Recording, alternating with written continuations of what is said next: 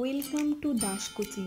এখানে শিক্ষামূলক ও তথ্য নির্ভর ভিডিও দেখতে এক্ষুনি আমাদের চ্যানেলকে সাবস্ক্রাইব করে নোটিফিকেশন অন করতে পাশের বেল আইকনটি প্রেস করে দিন আর পেয়ে যান আমাদের আপলোড ভিডিওগুলির দ্রুত নোটিফিকেশন। নমস্কার, দাস কোচিং এর সকলকে স্বাগত। আজকে আলোচনা করব বিএড থার্ড সেমিস্টারের প্যারাডক্সিক্যাল অ্যানালাইসিস এর sub point concept of planning, পরিকল্পনার ধারণা। এই পরিকল্পনা কি? শিক্ষাগত পরিকল্পনা। তো প্রথমে আমাদের জানতে হবে যে পরিকল্পনা বলতে আমরা এখানে কি বলছি। আমরা জানি যে কোনো কিছু কাজ করতে গেলে একটা নির্দিষ্ট পরিকল্পনা করে সেই কাজটা করতে হয়। ঠিক তেমনি শিক্ষার ক্ষেত্রেও শিক্ষক যখন কোনো কিছু পাঠ্যসূচির মধ্য দিয়ে পাঠ দান করে শ্রেণীকক্ষে, তখন তাকেও একটি পরিকল্পনা করে নিতে হয় যে কিভাবে পাঠদান করবেন। সেটাই হচ্ছে শিক্ষাগত পরিকল্পনা। আজকে আমি এই শিক্ষাগত পরিকল্পনাটা নিয়ে আলোচনা করব। শিক্ষাগত পরিকল্পনা আলোচনা করার জন্য প্রথমে জানতে হবে যে পরিকল্পনা কাকে বলে, শিক্ষাগত পরিকল্পনা কাকে বলে। পূর্ব নির্ধারিত বিষয় অনুযায়ী সচেতন বিজ্ঞানসম্মত একক প্রয়োগ কৌশল যা নির্দিষ্ট নীতি ও পদ্ধতি অনুসরণ করে সময় সাপেক্ষে উন্নয়নের লক্ষ্যে পৌঁছাতে সহায়তা করে তাকে বলা হয় পরিকল্পনা বা প্ল্যানিং। কি বলছে? পূর্ব নির্ধারিত কোনো কিছু নির্ধারণ, পূর্ব নির্ধারিত যে আমি একটি ক্লাস করব, সেই ক্লাসটা অলরেডি পূর্ব নির্ধারিত আছে।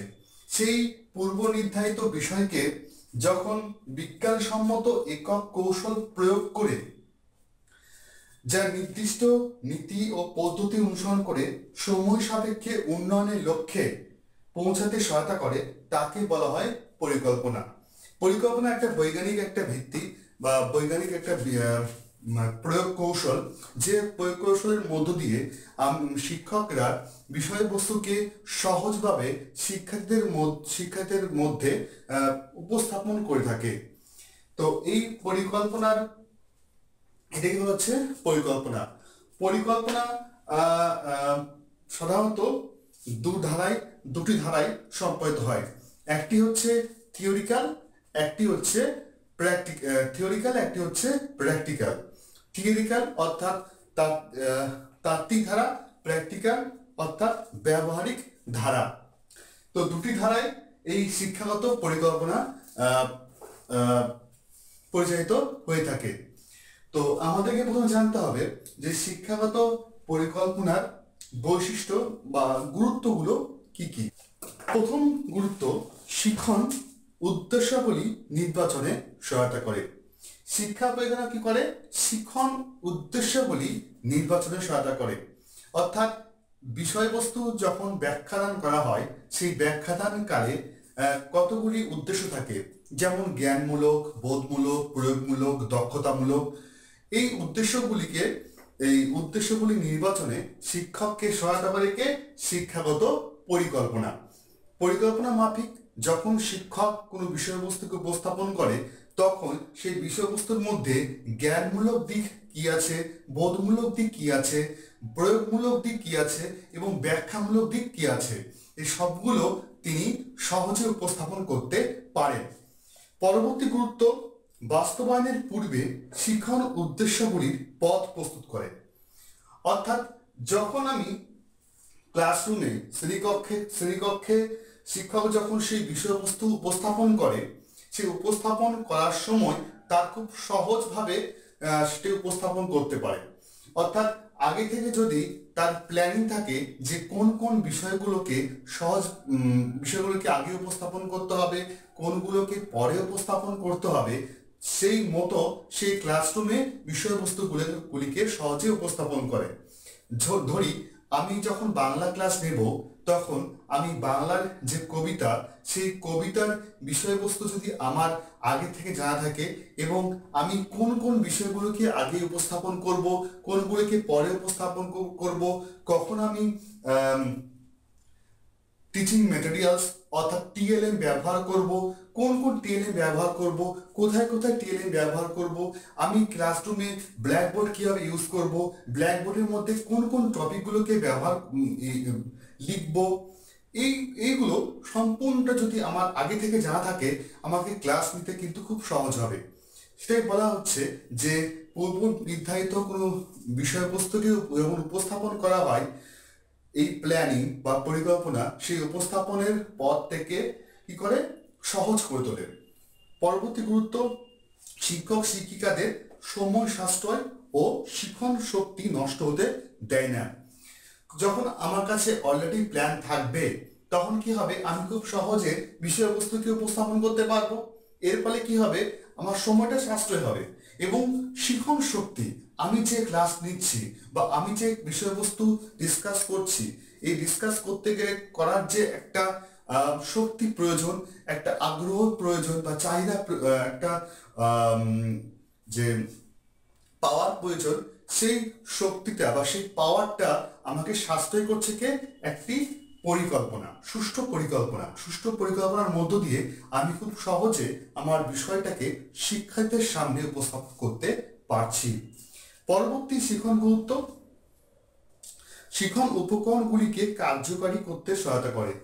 অর্থাৎ যখন আমি শিখন উপকরণের মধ্যে আমি এই ব্ল্যাকবোর্ড কখন ইউজ করব, আমি টিএলএম কখন ইউজ করব, ব্যবহার করব, সেই বিষয়টা কিন্তু আমার মাথায় কনসেপ্টে থাকে যে আমি কোনটার পর কোনটা ব্যবহার করব। তাই প্ল্যানিং বা পরিকল্পনা সেই বিষয়টা আমাকে আরো সহজ করে তোলে। পরবর্তী গুরুত্ব, শিক্ষণ প্রক্রিয়ার ধারাবাহিকতা বজায় রাখে। ধারাবাহিকভাবে যখন শিক্ষক শিক্ষার্থীদেরকে শিক্ষা দেন তখন তিনি ধারাবাহিকভাবে সেই বিষয়বস্তুকে উপস্থাপন করেন। ধরলাম যে আমি বাংলা কোনো কবিতা পড়াচ্ছি, কবিতার প্রথম থেকে শেষ পর্যন্ত প্রতিটা যে লাইন আছে বা প্রতিটা প্যারা আছে, সেই প্যারাগুলোকে স্টেপ বাই স্টেপ আমাকে ব্যাখ্যা করতে হবে। এই স্টেপ বাই স্টেপ ব্যাখ্যা করার সময় যে ধারাবাহিকতা, সেই ধারাবাহিকতা বজায় রাখে একটি সুষ্ঠু শিখন পরিকল্পনা। শিখন পরিকল্পনা সেই ধারাবাহিকতাকে বজায় রাখতে সাহায্য করে। তারপরে একটি শিখন সম্পর্কে একটি পূর্ণাঙ্গ চিত্র শিক্ষকের মনে তৈরি হয়। যেটা আমি আগে বললাম যে আমি যে টপিক নিয়ে আমি আলোচনা করব, ধরি আমি ভূগোলের আমি অগ্ন্যুৎপাত নিয়ে আমি আলোচনা করছি, তাহলে অগ্ন্যুৎপাতের কারণ কি, অগ্ন্যুৎপাত কখন হয়, কিভাবে সংঘটিত হয়, অগ্ন্যুৎপাত কাকে বলে, কতগুলো অগ্ন্যুৎপাত আছে, এগুলো বিভিন্ন ধরনের যে বিষয়গুলো, এই সমস্ত বিষয়গুলো আমার আগে থেকে কনসেপ্ট থাকে বা ধারণা থাকে, পূর্ণাঙ্গ চিত্র বা মাইন্ড ম্যাপ তৈরি হয়ে থাকে। আমি যখন প্ল্যানিং করব যে আমি অগ্ন্যুৎপাত পড়াবো, তাই আমাকে স্টেপ বাই স্টেপ আমাকে সমস্ত প্ল্যানিং গুলো কিন্তু পরপর থাকবে। আমি একটার পর একটা আমি পরপর সেগুলো আমি উপস্থাপন করব শিক্ষার্থীদের সামনে, যাতে শিক্ষার্থীরা সহজে বুঝতে পারে। নেক্সট, শিখন ও শিখনের মধ্যে যথাযথ সংযোগ রক্ষা করে। শিখন ও শিখনের মধ্যে, শিখন দুটো ভালো করে লক্ষ্য করবে। একটা হচ্ছে শিখন, শিখন তাগস্বয় খ দুর্গণ শিখন, আর একটা হচ্ছে শিক্ষণ তাগস্বয় যুদ্ধকার মধ্যাহ্ন, একটা দুর্গণ একটা মধ্যাহ্ন। শিখন, শিক্ষণ, শিখন, শিখন অর্থাৎ লার্নিং, শিক্ষণ অর্থাৎ teaching, learning teaching, learning teaching. ইংলিশটা মনে রাখলে বাংলাটা খুব সহজ হয়। শিখন অর্থাৎ শেখা, আমি নিজে শেখাটা হচ্ছে শিখন, আর শিক্ষণ যখন আমি কাউকে শেখাবো সেটা হচ্ছে শিক্ষণ।